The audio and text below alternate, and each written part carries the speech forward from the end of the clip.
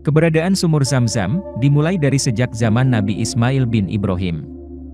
Sumur ini terletak sekitar 21 meter ke arah timur dari Ka'bah, di dekat halaman Masjid Al-Haram. Sumur itu, secara ajaib mengeluarkan air, ketika Ismail kecil kehausan dan menangis di padang pasir bersama ibunya, Siti Hajar. Dokumen sejarah menunjukkan bahwa kedatangan Nabi Ibrahim ke Makkah pada tahun kelahiran putranya, sekitar tahun 1910 sebelum Masehi, dan itu merupakan tahun munculnya Zam-Zam. Ini berarti, sumur Zam-Zam sudah ada sekitar 4.000 tahun jika dilihat berdasarkan kalender Masehi. Dengan rentang masa selama itu dan tidak pernah habis, maka hal ini menimbulkan sebuah pertanyaan, mengapa air Zam-Zam tidak pernah habis?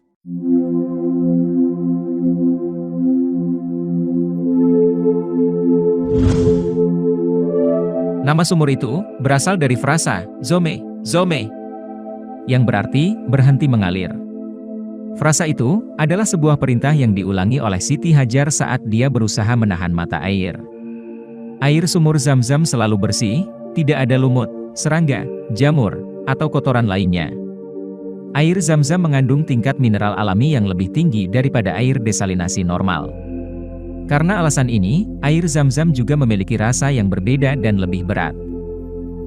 Sebagai sumber air utama bagi pengunjung Makkah di zaman dahulu dan bagi para peziarah masa kini, sumur ini tidak pernah berhenti menghasilkan air yang diberkahi bagi umat Islam, kecuali untuk waktu yang singkat. Sumur itu dijaga oleh Abdul Muthalib bin Hashim, kakek Nabi Muhammad. Selanjutnya, terus dijaga oleh banyak khalifah muslim, hingga zaman modern ini, ketika berada di bawah perlindungan Raja-Raja Saudi. Di masa lalu, sumur suci dilindungi dengan cara yang primitif. Tetapi pada akhir pemerintahan Raja Abdullah, melakukan sebuah lompatan besar dalam mengembangkan cara pemeliharaan sumur. Dia mengubah metode pengisian dan pendistribusian air di dua masjid suci. Ia juga memulai proyek air Zam-Zam Raja Abdullah bin Abdul Aziz pada 2013. Dengan meningkatnya jumlah pengunjung yang datang untuk umroh dan haji, permintaan air Zam-Zam juga meningkat pesat. Ini membutuhkan lebih banyak pengembangan untuk sumur. Biaya konstruksi proyek berjumlah lebih dari 700 juta rial, atau setara dengan 187 juta dolar Amerika, atau 2,7 triliun rupiah. Menurut kabar, sumur ini dapat menyedot air sebanyak 11-18,5 liter per detik.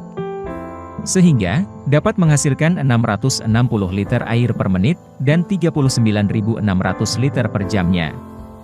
Dahulu, di atas sumur Zam-Zam terdapat sebuah bangunan, tetapi kini bangunan tersebut mengalami pembongkaran untuk meluaskan tempat tawaf. Oleh sebab itu, ruang minum air Zam-Zam berpindah ke ruang bawah tanah, di bawah tempat tawaf, dengan 23 anak tangga. Ruangan tersebut kemudian terbagi menjadi dua, untuk laki-laki dan perempuan. Di sisi ruang laki-laki ada 220 keran air minum, sementara di ruang perempuan ada 130 keran. Menurut Abbas Syaroki, Profesor Geologi dan Sumber Daya Air di African Research Institute, air sumur Zam-Zam di Mekah tidak akan pernah habis, sebab ia memiliki lubuk penyimpanan yang terhubung dengan air tanah yang terbarukan, sehingga ia tidak akan mengering kecuali dalam kondisi tertentu. Profesor itu mencoba menjawab secara ilmiah mengenai fenomena ini.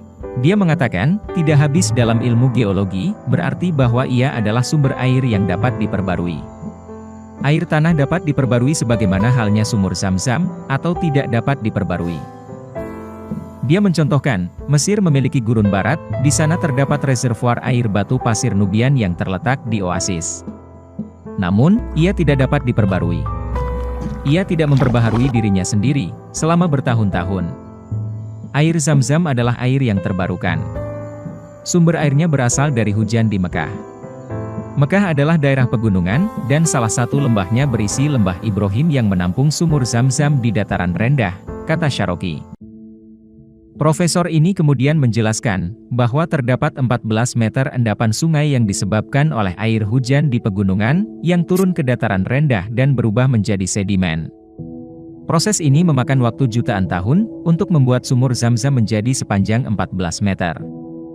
Di bagian paling bawahnya terdapat bebatuan yang berkumpul yang menyebabkan sumur memiliki kedalaman total hingga 31-35 meter, yaitu sedimen sepanjang 14 meter, dan bebatuan di dalam sepanjang 21 meter.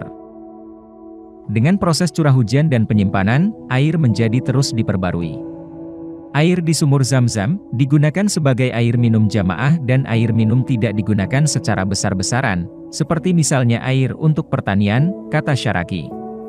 Profesor geologi itu mengungkapkan bahwa Mesir juga memiliki sumur yang mirip dengan Zam-Zam yang dapat menyimpan dan menampung air, menjadikannya terbarukan.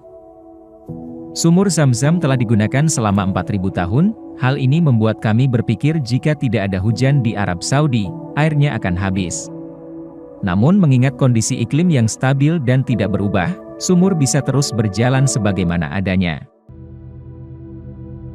Ada sebuah penelitian dari geologi asal Mesir bernama Dr. Farouk Elbaz di tahun 1973. Geolog ini bekerja untuk sebuah lembaga antariksa Amerika Serikat atau NASA. Ia melakukan pemotretan geologis di Gurun Sahara dan juga di Mekah serta Madinah. Setelah meneliti, Farouk mendapati bahwa di bawah lapisan bebatuan terdapat ceruk air. Ia melihat ada tanda-tanda lautan air di lapisan bebatuan di bawah Mekah, dan lautan itu merupakan sumur air Zam-Zam. Temuan lain datang dari penelitian Torik Hussain, ilmuwan lokal yang mendapat perintah dari Raja Faisal untuk mengecek kualitas air di tengah isu zat beracun di air Zam-Zam, pada tahun 1971. Dalam jurnal berjudul The Miracle of Zam-Zam Water, Torik dan rekannya Moin-Uddin Ahmed justru mendapati temuan bagaimana air yang disedot selalu terisi penuh kembali, hanya dalam waktu 11 menit saja. Menurut penelitian, di dalamnya terdapat kandungan kimiawi berikut ini. Fluor alami, yang bisa mencegah pertumbuhan bakteri. Kalsium dan garam magnesium, sebesar 2000 mg per liter. Hidrogen dan alkali, sebanyak 7-5 mg per liter, sehingga tidak berbau dan berasa. Elemen neutron, yang bisa membangkitkan energi. Ion positif, seperti sodium, kalsium, potasium, dan magnesium. Ion negatif, seperti sulfur, bikarbonat, nitrat, fosfat, dan amoni. Sumur Zam-Zam, meskipun memiliki sejarah yang berkaitan dengan agama, namun ia juga memiliki penjelasan ilmiah dan logis, yang secara sempurna dapat melengkapi kisah-kisah religius di dalamnya.